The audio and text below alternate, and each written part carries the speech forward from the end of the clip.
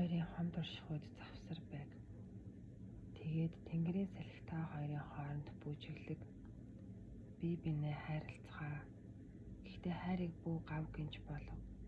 Хайр та хоёрын сүнсний хоёр эргийн хоорондох тэнгисийн урсгал байг. Хэрэв та хоёрын хамт байх нь хүсэл тачаал дээр тулгуурлаагүй бол хайр чинь өдөр бүр л улам гүн болж эхэлнэ.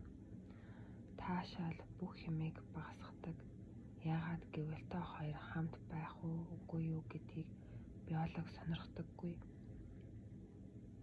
Түүний л бүхий сонирхол нөхөн үржихгүй байдаг. Түүнд хайр хэрэггүй. Та нар ямар ч хайр байхгүйгээр үргэлжлүүлээд л хүүхэд үйлдвэрлээд байж чадна.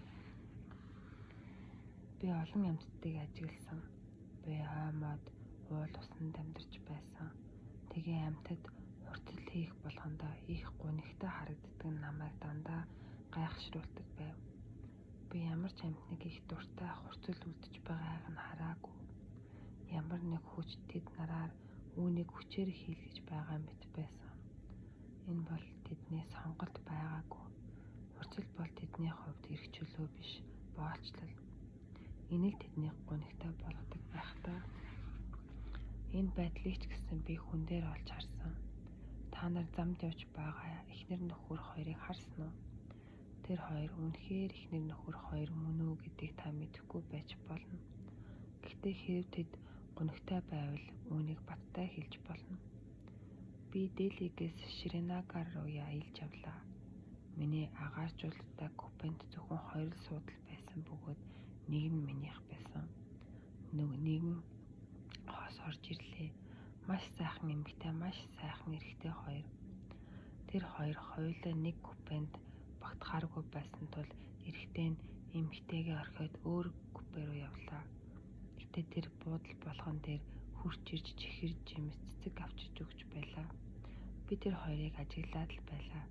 Тэгээд би тэр эмэгтэйгээс та хоёр гэрлээд хэдэн жил болж байна гэсэн тэр 7 жил орчим болж байна гэсэн. Би хариудна. Бити худлаа яриадаа. Та хэнийг ч хуурч чадна, намайг л биш. Та хоёр эхнэр нөхөр хоёр биш. Тэр бүр гүндээ ортол балмагцсан байлаа.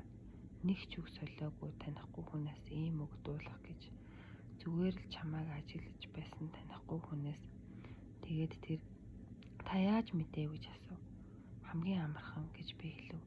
Хэрэв тэр таны нөхөр байсансан бол тэр эхний буудал дээр л алга болох байсан. Тэгээд та хоёрын буух буудал дээр гарч ирвэл энэ ёстой аз болох байсан. Гэтэл тэр надад та намайг мэдэхгүй, би ч таныг мэдэхгүй. Гэтэ таны хэлээд байгаа үнэн.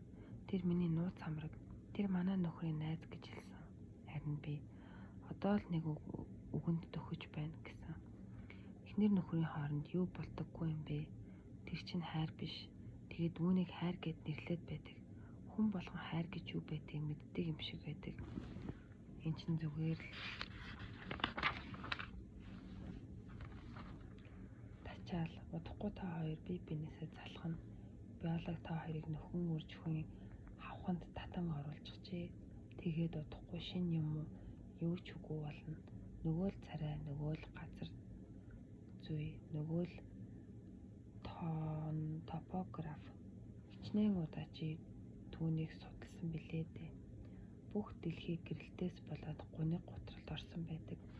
Тэгээд бүх дэлхий энэ гуниг гутралынхаа шалтгааныг мэдэхгүй үлдсээр л байна. Хайр бол хамгийн нууцлагдмал үзэгдлүүдийн нэг юм. Ийм хайрын тухай аль Мустафа ярьдаг. Чи өөдөхгүй яагаад гэвэл эн чинь тачаал биш. Аль Мустафа та хоёрын хамт орших үед завсар байг. Хамт байцгаа. Гэхдээ хэн нэгнийгээ командлахыг бүү оролд. Эзэг гих гэж бүү оролд. Би биеийнхээ хувь чанарыг бүү устгах. Та хоёрын хамт байх үед чинь хооронд чинь завсар байг. Нөхөр нь оройтож ирж байна. Нөхрийгөө хаана байсан, яагаад оройтсон гэдгийг асуух ямар ч хэрэг, шаардлага эхнэрт байхгүй. Түүнд өөрийн гэсэн орон зай бий. Тэр биеэ дасан хувь хүн, хоёр эрх чөлөөтэй хувь хүмүүс хамт амьдарч байна. Энд ч нөгөөгийнхөө орон зайд нэвтэрдэггүй. Хэрэв эхнэр нь оройтож ирж байвал түүнээс хаана байсан бэ гэж асуух хэрэггүй. Чи хэн юм бэ? Түүнд өөрийн гэсэн орон зай, өөрийн эрх чөлөө бий. Гэтэл энэ байдал өдөр болгон айл болгонд татагддаг. Өчөөхөн зүйлсээс болж хүмүүс хэрэлдэж байдаг. Гэтэл үнэндээ бол наана тэд бие биедээ өөрийн орон зайтай болох эрхийг нь өгч чадахгүй байгаа. Хүмүүс өөр юм дуртай байдаг. Чиний нөхөрт ямар нэг таалагдж болох юм харин чамд үгүй. Эн чин та хоёр эхнэр нөхөр хоёр учир нэг ижил юм дуртай байх ёстой гэд ямар нэг хэрүүлийн эхлэл болох ёстой гэсэн үг биш шүү дээ. Тэгээд энэ асуултууд нөхөр болгон гэртээ харихдаа за нөгөөдөг чинь юу гэж асуух бол би юу гэж хариулах вэ? Харин эмэгтэй хүн юу асуухаа мэдэж байдаг. Бас нөхрөө юу гэж хариулахыг мэдэж байдаг. Бас тэр хариултууд нь хуурамч гэдгийг ч мэдэж байдаг. Тэр түүнийг хуурч байдаг. Эн чинь ямар хайр юм бэ? Дандаа сэрдэж байдаг, дандаа хартахаас айдаг. Хэрвээ эхнэр чинь чамайг ямар нэг өөр эмэгтэйтэй хамт байгааг харах юм бол чи зүгээр л юм яриад л инээж байсан бол тэр оройг там болгоход хангалттай нөхцөл. Чи сүлд нь харамсах болно. Жаахан инээсний төлөө чи дэндүү их үн төлж байна. Хэрвээ эрэгтэй хүн их нэртэй ямар нэг өөр эрэгтэйтэй харах юм бол тэгээд тэр чинь илүү баяр баясгалантай аз жаргалтай байвал хамаг эмийг самархад хангалттай нөхцөл.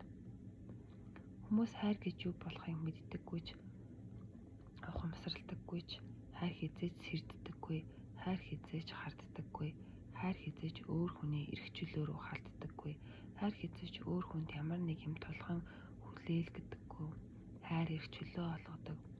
Тэгээд тэр эрх чөлөө чинь та хоёрын хамт оршихуйн хооронд ямар нэг завсар зай байгаа тохиолдолд боломжтой зүйл. Үүнд л халил Гибраны гоо сайхан байгаа юм.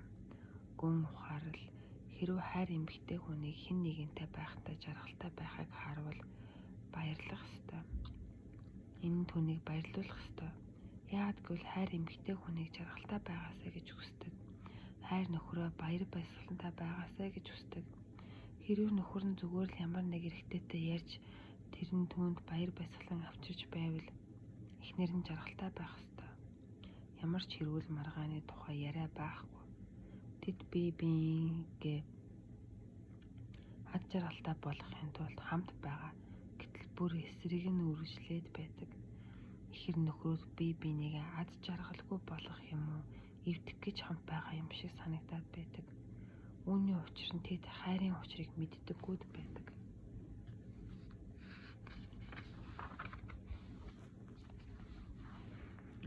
Та хоёрын хамт орших үед завсар зай байг. Энэ нь зөрчилтэй зүйл биш. Хэдий ч нэ та хоёр бие биендээ орон зай өгнө, төдий ч нэ та хоёр хамт байна. Хэдий ч нэ та хоёр бие биендээ их чөлөөтэй байхыг зөвшөөрнө, төдий ч нэ та хоёр ойр дотн байна. Ойр дотн дайснууд биш, ойр дотн найзууд байна. Тэгээд Тэнгэрийн салхис та хоёрын хооронд бүжиж байг. Энэ бол оршихуйн суурь хууль юм. Хэрв та хоёр хэтэрхий их хамт байж бие биедээ их чөлөөтэй байх орон зайг өгөхгүй байвал энэ нь хайрын цэцгийг устгаж байдаг. Та хоёр түүнийг дарчихсан. Түүнд ургах орон зай өгөөгүй. Эрдэмтэд тун саяхан амьтад орон нутгийн заглалт байдгийг нээжээ. Нохоо нэг шонгоос нөгөөрөө гүйж сарайд байдгийг та харсан байх. Тэгээд зүгээр л ингэж байдаг гэж бодсон уу? Тийм биш. Ингэж тэд хил заагаа тогтоож байгаа юм. Энэ бол миний орон зай гэж.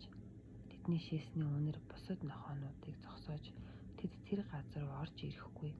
Хэрвээ ямар нэг нохоо хилд ойрхон ойртож ирвэл нөгөө нохоо ч анхаарахгүй. Гэхдээ дахиад л нэг алхам хийвэл зодон болно. Бүх зэрлэг амьтад яг ингэдэг. Чи джентльмен шиг аашилж хилийг нь давахгүй байвал бол арслан хүртэл чам руу халдахгүй. Гэтэ чи хилийг нь давхал юм бол тэр чамайг хинч байсан алхал болно. Бидэнд ч гэсэн хүмүүсийн хоорондох газар нутгийн хил заагийг нээх цаг ирнэ. Магадгүй үүнийг та нар зөнгөөрөө мэдэрч байсан. Шинжлэх ухаанаар батлаагүй байна. Бомбай шиг хотод хотын захын хүн дүүрэн ч гэсэн зөвхөн зарим нь суух боломжтой галт тэргэнд тэгээд зогсож байгаа хүмүүсийг ажиглаад байгаарай. Тэд биеиндээ их ойрхон зогсож байсан ч аль болох нэг нэгэндээ хүрэхгүй хичээж байдаг. ертөнц хүнээр дүүрэн болох тусам улам бүр их хүн солиорч амиа хорлож хүн алж байна. Зөвхөн ганцхан л шалтгаанаар тэдэнд өөрийн гэсэн орон зай үгүй учраа Рабиндранат Тагороос номуудаас миний хамгийн их дуртай ном бол Акхаритавита сүүлчийн шүлэг. Энэ бол шүлгийн цуглуулга биш роман. Гэхдээ маш сонин роман, ухаарал зөнгөөр дүүрэн роман. Нэг залуу хүн бүсгүй дурладаг. Тэгээд яг ийм тохиолдолд элбэг байдаг шиг нөгөө хүнтэйгээ гэрлэхэр шийджээ. Тэгээд нөгөө бүсгүй чинь нэг болцолтойгоор л гэрлэе гэжээ. Тэр бүсгүй их боловсралтай, соёлтой, баян байж нөгөө залуу нь хэлж гин. Ямар ч нөхцөлийг хүлээж авна. Би чамаагаар амьдрч чадахгүй гэжээ. Тэр эхлээд миний хэлэх бодлыг сонс. Дараа нь сайтар эргцүүл. Энэ их сонин болцол. Энэ ямар болцол вэ гэвэл бид хамт амьдрахгүй. Надад нэг том эдлэн газар, нэг сайхан мод цэцэрлэг, нугаар хүрээсэн нуур байх болно. Би чамд нуурын нөгөөд эрэг дээр бас нэг байшин бариад өгье.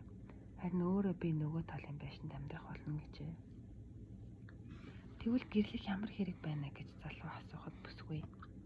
Гэрлэнэ гэдэг чинь би бинээ эвгэн гэсэн үг. Би чамд өөрийн орон зай өгч байна. Харин өөртөө өөрийнхийгөө үлдээж байна. Заримдаа цэцэрлэг дотроо зугаалж байхдаа бид уулзаж байх болно. Заримдаа нуурандаа завьар сэлж байхдаа бид санамсаргүй дайралтаж байх болно. Эсвэл би чамайг ч юм уу, чи намайг ч юм уу аяг цай угаач гэж заримдаа урьж болно гэжээ. Залуу энэ чи ястаа утгагүй хэрэг гэхэд бүсгүй. Тэгвэл хурмаа хийн гэдгийг ор тас мартаарай. Энэ бол цорын ганц зөв санаа юм. Ингэсэн цагт л бидний хайр өсч ургах болно. Яагал гэвэл бид ямагч шинээрээ байх болно. Бид хоёр хизээч бие биенийхээ байх ёстой юм шиг хүлээж авахгүй. Надад чиний урилгыг хүлээж авахгүй байх бүрэн эрх бий. Түүний нэгэн адил чийч гэсэн миний урилгыг хүлээн авахгүй байх бүрэн эрхтэй. Бид хоёрын эрх чөлөө яаж зөрчигдөхгүй. Энэ хоёр эрх чөлөөний хооронд хайрын гайхамшигт үзэгдэл цэцэглэх болно. Мэдээж эрэгтэй хүн үүнийг ойлгож чадаагүй учраас энэ санааг орхижээ. Гэвч Рабиндранатын ухаарал яг л Халил Гибранахыг шиг байдаг. Тэд ийм юм яг нэг ижил цаг хугацаанд бичсэн байдаг. Хэрвээ энэ боломжтой бол нэг зэрэг хамт байж бас аль нь өөрийн орон зайтай байвал Тэнгэрийн салхи та хоёрын хооронд бүжиглэх болно. Би биеигээ хайрал. Гэхдээ хайраа гав гинж бүү болго. Эн чинь чөлөөтэй өгдөг юм уу авдаг бэлэх байх ёстой. Энд ямар ч шаардах зүйл байх ёсгүй. Эс бөгөөс түн удахгүй та нар хамт байцгаах боловч яг л Тэнгэрийн хоёр од шиг хол байцгаах болно. Ямар ч ойлгох үе та хоёрыг холбодоггүй. Та хоёр ямар ч гүүр бий болох боломж гаргасангүй. Та хоёрын хайр та хоёрын сүнсний хайр эрг хоорондын урсах тэнгис байг. Юу ч хөдөлгөөнгүй бүү болго. Хайрыг тогтсон дэс дараалал бүү болго. Хайр та хоёрын сүнсний эрг хооронд урсах тэнгис байг. Хэрв та хоёрт нэгэн зэрэг их чөлөө хайр хоёр байвал та нарт өөр юу ч хэрэггүй. Та хоёрт амьдрал юуны тулд өргөгдсөн гэр бүхэн байна гэсэн үг.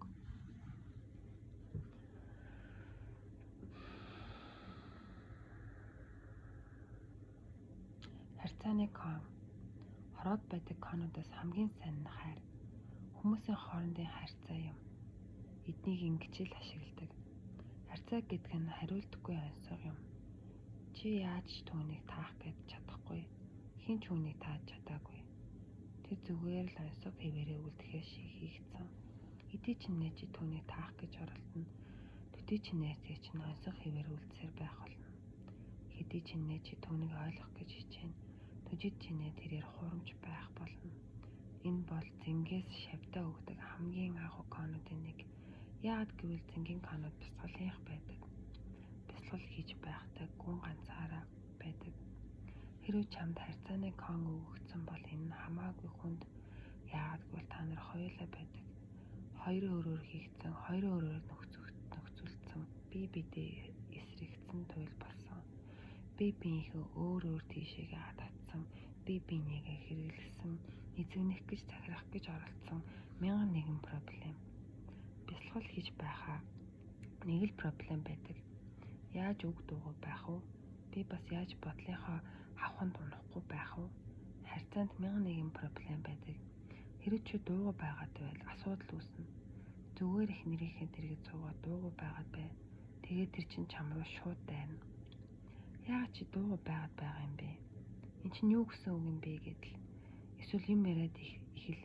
Тэгээд л чи өнгөрлөө гэсэн үг. Яагаад гэвэл чамайг юу ч гэж хэлсэн бай түүнийг чинь буруу ойлгоно. Ямар ч харьцаа үүнээс хойш асуудалгүй боллоо гэсэн цагт хизээж тулж очдоггүй. Хэрэв чи ямар нэг зэгт тулж очсон үүнээс хойш асуудалгүй болсон харьцааг харж байгаа бол чиний харж байгаа зүйл харьцаа биш болсон гэсэн үг. Харьцаа байхгүй болсон. Сөрөглөдөгч талууд ядарчсан тэгээд байгаа чигээр нь хүлээж авч эхэлсэн гэсэн үг. Тэдэн дуудахтай санагдах болсон. Тэд ахиж байлдахыг хүсэхгүй байна. Тэд бүгдийг хүлээж авсан. Тэд одоо юуг сайжруулахыг хүсэхгүй байна. Өнгөрсөн үед хүмүүс шахалт дарамтаар зохиролт харьцааг тогтоох гэж оролддог байсан. Тиймээс л эмэгтэй хүнийг үе үеийн турш дарамталж ирсэн. Энэ бол зүгээр л асуудлын шийдвэрлэх гэсэн арга байсан. Зүгээр л эмэгтэй хүнийг эрэгтэй хүний араас явахыг шах тэгээд ямар ч асуудал байхгүй гэвч энэ бол харьцаа биш. Хэрвээ эмэгтэй хүн бие даасан хүн байхаа болвол асуудал байхгүй болно. Гэхдээ эмэгтэй хүн ч байхгүй болно. Тэр цагт тэр зөвхөн хэрэглэгддэг зүйлэл байна. Тиймээс ямар ч баяр баясгалан төрөхгүй. Тэгээд эрэгтэй хүн ямар нэг өөр эмэгтэй хүнийг хайж эхэлдэг. Хэрвээ чи ямар нэг аз жаргалтай гэр бүлтэй очирвол харагдаж буй өнгөн талд нь бүү итгээрэй. Зүгээр л арай гүн рүү н ороод үз. Тэгээ чи гайхах болно. Би нэг жаргалтай гэр бүлийн тухай сонсож байсан юм. Өдөөний нэг фермер эхнэр авах цаг нь ирсэн тул луусаа эмээллээд хот руу гарчээ. Хэсэг хугацааны дараа тэр нэгэн бүсгүйтэй дайралтаж түүнийг эхнэрээ болгон авав. Тэгээд тэр хоёр луусаа унаад ферм руугаа явхаар замд гарчээ. Луус нь жаахан явж байгаад цааш явахгүй гэд гинэд тушаа зогсчихов гин. Фермер бууж ирээд нэг том мод олж аваад луусаа нүдсээр байгаад явуулж гин. Тэгээд нөгөө фермер чинь нэг гэж хэлжээ. Хэдэн мэйл явсны дараа луус дахиад л тушаа зогсчихож байна. Тэгээд фермер бууж түрүүний үйл явдлууд яг л нөгөөдөөс дарааллаар давтагдаж гин. Жаал зодуусан луус дахиад явж гин. Харин фермер 2 гэж хэлж гин. Луус дахиад хэдэн мэйл явж байснаа 3 дахь тушаа зогсчихов гин. Фермер луусаасаа бууж эхнэрээ бас буу гэж хэлээд дуугаа гаргаад луусынхаа нүд рүү чиглүүлж байгаад нам буутчихж гин. Гэтэл эхнэр нь ямар тэнийг юм бэ гэж ашгарч гин. Ийм хэрэгтэй амьтныг зөвхөн уур хүргэсний төлөө л хална гэж юу гэсэн үг вэ? Эн чинь тэнэг харгас хэрэг гих мэтчлэн тэрээр хэдэн минут үргэлжлүүлсээр байв. Тэгэд нөгөө эмэгтэйг амьсгалаа авах гэж түр амсгийн хооронд фермер нэг гэж хэлжээ. Тэгэд үүнээс хойш энэ хоёр насан туршдаа аз жаргалтай амьдарсан гэдэг. Энэ бол бүх асуудлыг шийдвэрлэх гэсэн нэг арга. Өнгөрсөн үед ийм л байсан. Ирээдүйд яг үүний эсрэг байх болно. Нөхөр нь эхнэрээ дагах ёстой болно. Гэхдээ энэ нь нэг ижил юм. Харьцаа бол кон юм. Чи өөрийн дотор байгаа илүү гүн суур зүйлсийг шийдвэрлэхээс нааш түүнийг шийдвэрлэж чадахгүй. Бясалгалын асуудал шийдэгдсэн цагт л хайрын асуудал шийдэгдэнэ. Үүнээс өмнө яагаад ч биш. Яагаад гэвэл ямар нэг асуудлыг бясалгал хийдэггүй хоёр хүн л үүсгэдэг. Төөрөгдөлд орсон өөртөөгөө хэн гэдгийг мэдхээ байсан хүмүүс. Мэдээж тэр хоёр бие биенийхээ төөрөгдлийг нэмжил байдаг, үргэлжлүүлж байдаг гэсэн үг. Бясалгал хүрээгүй цагт хайр золгүй явдал байсаар л байна. Чи ганцаараа амьдрч сурсан цагт Зүгээр л хошихугаас ямар ч шалтгаангүй таашаал авч сурсан цагт хоёр дахь хоёр хүний арай хүнд асуудлыг шийдэх боломж гарч ирнэ. Зөвхөн бясалгал хийдэг хоёр хүн л бие биенээ хайрлаж чадна. Тэр цагт хайр ком биш болно. Гэхдээ энэ нь бас харьцаа биш байх болно. Ямар ч байсан та нарын ойлгож байгаа тэр утгаар биш. Энэ бол зүгээр л хайрын төлөв байдал байх болно. Харьцааны төлөв биш. Иймэрхүү байдлаар л бид энэ харьцааны асуудлуудыг ойлгож байна. Гэтэ би хүмүүсийг энэ асуудал руугаа ор гэж дэмждэг. Яагаад гэвэл эдгээр асуудлууд нэг суур зүйлийг ойлгоход хүргэж байдаг. Гүн гүнзгий дотроо бол чи өөрөө онцгой байдаг. Харин нөгөө хүн бол зүгээр л тойл юм. Өөрийнхөө асуудлуудыг шууд таньж мэдэх хэцүү. Харин хин нэгэнтэй харьцаж байхдаа таньж мэдэх амар тойл гарч ирдэг. Тэр толин чи өөрийнхөө царайг харж болно. Бас нөгөө хүн чинь ч гэсэн өөрийнхөө царайг харж болно. Тэгээд хоёулаа уралж бухимддаг. Яагадгүй л аим шиг муухай царай харж байдаг. Тэгээд мэдээж хоёулаа бие биерүүгөө хашгирч эхэлдэг. Яагадгүй л тэдний логикоор бол чи толь болсон, чи л намайг муухай болгож байна. Би уулын их сайхан хүн гэдэг. Яагаад энэ асуудлыг л дурлал тосуу шийдвэрлэх гэж оролдоод байдаг? Яг энэ асуудлыг л дуршлаг тосоо шийдвэрлэх гэж оролдоод байдаг. Тэгэж чаддаггүй. Тэдний дахин хэлдэг зүйл бол би их гоё хүн, харин чи намайг ийм муухай болгоод байна гэдэг. Хинч чамайг муухай болгодоггүй. Чи зүгээр л тийм. Намайг уушлаарай. Гэхдээ байдал яг ийм байдаг. Нөгөө хүнд талархах сэтгэлтэй бай. Нөгөө хүндэд чамайг өөрийнхөө царайг харахад чинь тусалж байгаа таларх. Түүнд бүү урал, бүү бухимд. Өөр руугаа улам гүн ор, бясалгал руу улам гүн ор. Гэвч хүн хин нэгэнд дурлах болгондоо бясалгалаа ор тос мартчихдаг. Зарим нэг хүн байхгүй болсныг үзээд би эргэн тойрноо харж эхэлдэг. Тэдэнтэй юу тохиолсныг би мэдэж байдаг. Тэдэнтэй хайр тохиолдсон. Тэгээд тэд одоо энд хэрэггүй гэж боддог. Тэд нөгөө хайр нь шийдвэрлэхийн аргагүй их асуудал үүсгэх цагт л хурж ирнэ. Тэд хурж ирээд оошоо одоо яах вэ гэд асууна. Дурсан үедээ бясалгалаа бүү март. Хайр юу ч шийдвэрлэхгүй. Хайр чам чи хинбэ? Чи хаана явж байна вэ гэдгийг харуулна. Тэгээд нэмээд хайр чамайг соргог, чиний дотор байгаа бүх эргэлзээ тэнэглэзээ эмх замбраагууд соргог болгоул сайн. Бясалгал хийх цаг